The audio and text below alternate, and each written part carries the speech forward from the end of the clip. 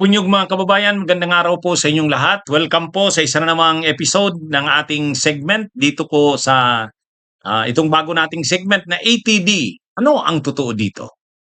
O, mga kabunyog, marami kasing fake news, maraming disinformation. Kaya mayroong mga balita, mga issue na maraming tumatawag sa akin or nagme-message sa akin, kinukumpirma. Attorney, ano bang totoo dito? Kaya gumawa na lang ako ng segment na ito para sagutin ko yung mga tanong na yan. Ano ang totoo dito? Hmm? So, mga kabunyog, hmm?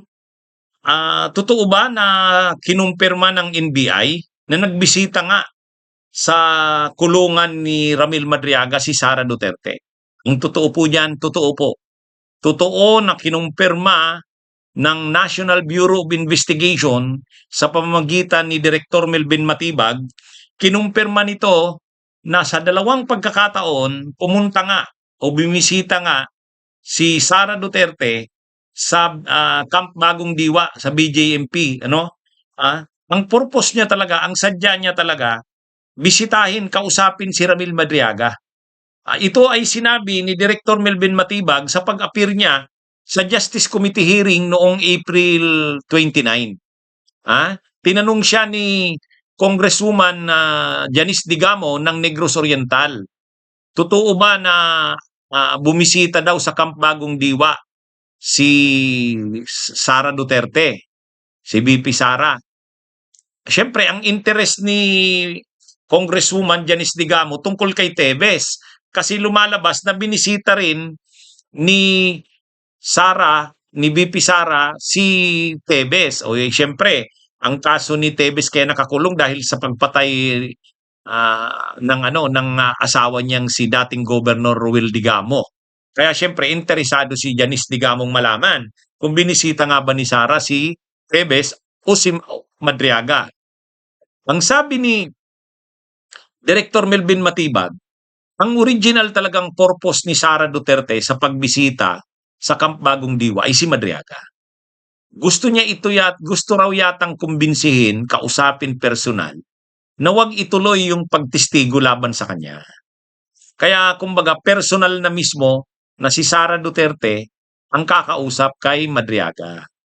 Kaya lang, sa dalawang instances na yan o pagkakataon na yan, hindi hinarap ni Madriaga si Sara Duterte.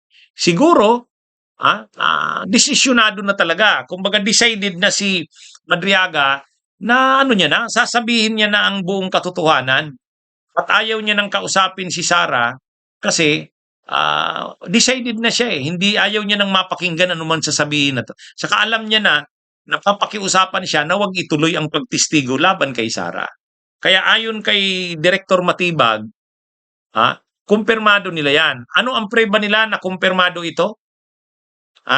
Yung sinumpaang salaysay ni Madriaga, sinabi niya yan. O kaya lang, ano ang iba pang patunay maliban kay Madriaga? Yung dating jail warden. Nakausap umano nila yung dating jail warden at kinumpirma ng dating jail warden nung panahong bumisita si Sara, yun ang jail warden ng BJMP sa Camp Bagong Diwa. Totoo daw na ang sadya ni Sara ay si Madriaga sana, kaya lang ayaw daw harapan ni Madriaga. So ang ginawa na lang ni Sara, si Tebes na lang ang kinausap. Kasi nandun din si Tebes sa parehong jail facility sa Camp Bagong Diwa. Kaya ang nakareflect, ang binisita niya, si Tebes. Kasi si Tebes talaga yung natuloy na nakausap niya. Pero ang totoo daw, ang sadya talaga nun, si Madriaga. Kaya lang, nung ayaw ni Madriagang makiharap, si Tebes na lang ang kinausap. O ngayon, mga kabunyog, mga kababayan, sabi ni Director Melvin Matibag, ang matibay nilang ebidensya dyan, o testigo dyan, yung dating jail warden. Kasi yung dating jail warden ang nagsabi sa kanila sa NBI na ganun nga. Si Madriaga nga ang sadya. Kaya lang ayaw nga ni Ramil Madriaga. Kaya si Tebes na lang kinausap. Kaya kumbaga sa record, ang lumabas, ang nakausap si Tebes. Pero si Madriaga talaga ang sadya. Gusto sana ni Sara na hanggang sa last minute makumbinsi. October 2025 daw bumisita si Sara. Hmm. Nandun naman 'yan sa sinumpaang salaysay ni Madriaga, eh. Oh. Siyempre si Sara i-de-deny niya 'yan.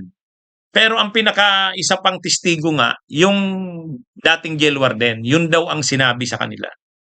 Ang hinahanap pa ngayon ng ang gustong makuha ngayon ng NBI, yung CCTV. Yung CCTV kasi yun yung magpapatunay diyan.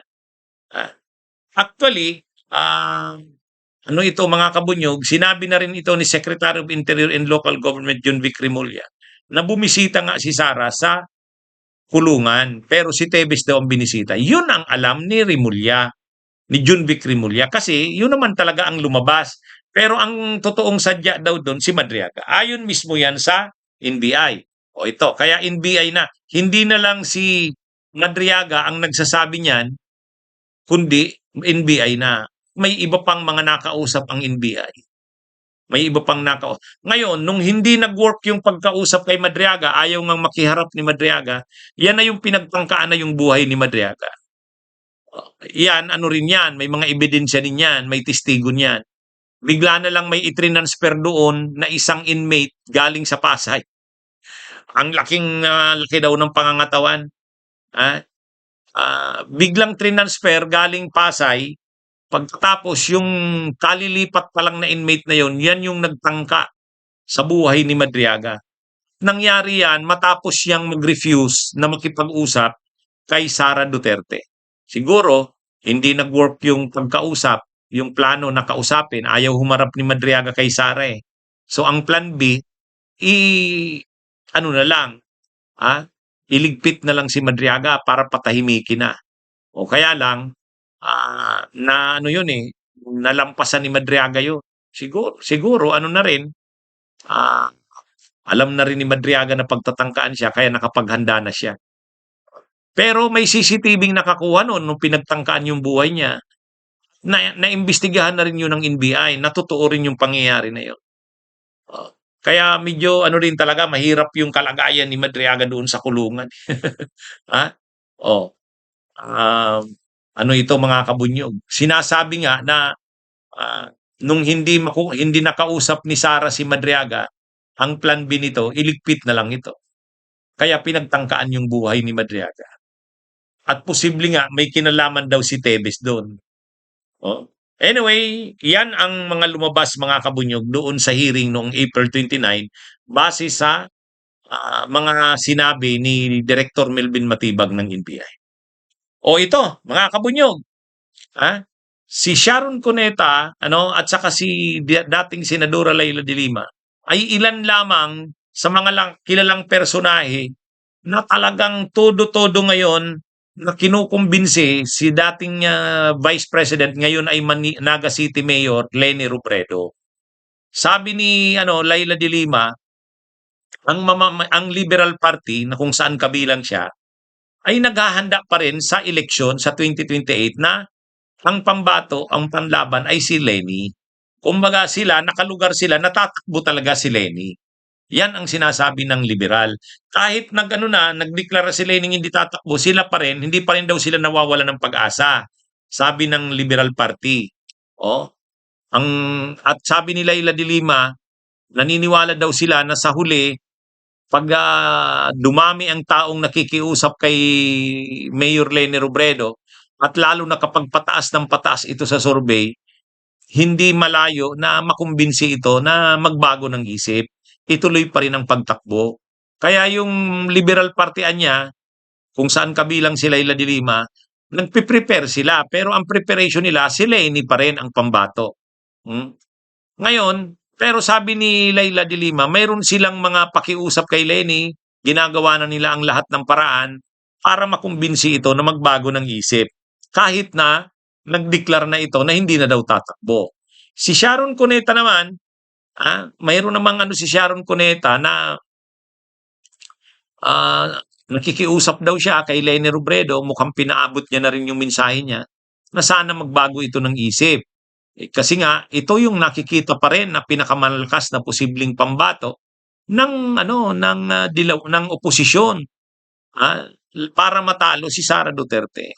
Kaya sabi ni Sharon Cuneta, mayroon na siyang mensaheng pinaabot, nakikiusap sila kay Leni Robredo na magbago ito ng isip. Kasi kailangan siya ng bayan. Siya lang ang makakatalo kay Sara Duterte. Ah, Marami pa actually ang mga personahe na nananawagan kay Leni, na na magbago ito ng isip kasi nagsabi na kasi si Leni 100% daw hindi siya tatakbo eh. Pero hindi daw nawawala ng hindi nawawala ng pag-asa sila Laila de Lima, Sharon Cuneta na magbabago ng isip si Leni Robredo. At marami daw silang mga dating support, mga personalities na sumuporta nun kay Leni ang nagpapaabot kay Leni ng mensahe na magbago ito ng isip dahil siya ang pinakamalakas pa rin na posibleng panlaban ng oposisyon. Anyway, hindi natin alam kung ano nga bang magiging final na desisyon ni Leni Robredo. Pero nitong May 1, nandito sa Naga City si Vice Ganda. Alam naman nating si Vice Ganda, yan, supporter ni Leni yan. At ano rin yan, actually maraming mga artistang sumuporta kay Leni. Ang nila, Leni pa rin daw sila at tutulong uli sila sa kampanya kung tatakbo pa rin si Leni. Anyway, abangan na lang natin mga kabunyog kung anong mangyari. Ah, ito, face off. Ang sunod na hearing ng Blue Ribbon. Yan ang inaasahan. Maghaharap-harap. Face off. Ano ba ang anong mangyayari sa paghaharap-harap na yan? Sabi ni Senate President pro tempore na chairman ng Blue Ribbon Ping Lacson, kung sa pagkakataong ito ay pagbibigyan na ni dating Speaker Martin Romualdez ang imbitasyon ng Blue Ribbon, kasi matagal na daw nilang iniimbitahan, kaya lang hindi naman uma-attend. Pero baka daw sa pagkakataong ito dahil nalalagay nga sa defensive si dating Speaker Martin Romualdez, baka naman na maisip nito na ang makakatulong para maklear niya yung pangalan niya ay ang pag-attend niya sa Blue Ribbon Committee. So sabi ni Senador Ping Lacson, face off ang mangyari dito. Mag-aharap-harap sila Gutesa, yung 18 ex-Marines, at saka si dating Speaker Martin Romualdez. Magandaan niya yan. Harap-harap, kumbaga face off, mag-aharap-harap sila. Sana nga kung nakabalik na sa Pilipinas si Saldico, di malalong mas maganda. Si Gutesa nagtatago pero sabi ni Senador Ping Lacson baka makumbinsing lumabas. Baka makumbinsing lumabas. Kaya ayon kay Senador Ping Lacson, magiging exciting ang susunod na hearing ng Blue Ribbon kung magpi-face off ang mga ito, kung maghaharap-harap. Kasi yan dapat magkakumprontahan si Romualdez at saka yung si Gutesa at yung 18 ex-Marines. Yung 18 ex-Marines naman, makikita yan kung anong situations nila kapag nakaharap nila si Romualdez. Si Romualdez din, pagkaharap niya yung 18 ex-Marines, di magkakaanuhan kung totoo nga ba ang sinasabi nila. At saka maganda pag nag-attend sa Senate Blue Ribbon Committee hearing si Romualdez, matatanong na siya nila Marcoleta o nila Amy Marcos. Ano yon? Pero maganda yan kay Romualdez kasi pag nag-attend siya sa Senate Blue Ribbon Committee hearing, makiklear niya yung sarili niya. Ngayon kasi defensive siya eh. Lalo pat na kinasuhan na siya ng criminal complaint ng ombudsman. Mabibigat yung mga kasong isinampa sa kanya. Plunder and conspiracy to commit plunder, indirect bribery, graft and corruption, at saka money laundering. Mga non-bailable ang mga kaso, plunder, at saka money laundering. Kaya ito mga kabunyog, sa part ni dating Speaker Martin Romualdez, ang pag-appear sa Blue Ribbon ang makakatulong para maklear ang pangalan niya. Maganda niyan, sabi ni Senador Ping Lacson, pag umattend si Romualdez, papa-attend din niya rin yung 18 ex-Marines. Mag-aharap-harap sila, face off ang mangyayari. Abangan natin yan. Maganda yan, mga kabunyog, maganda yan. Magandang mangyari yan. Marami nang naghihintay niyan.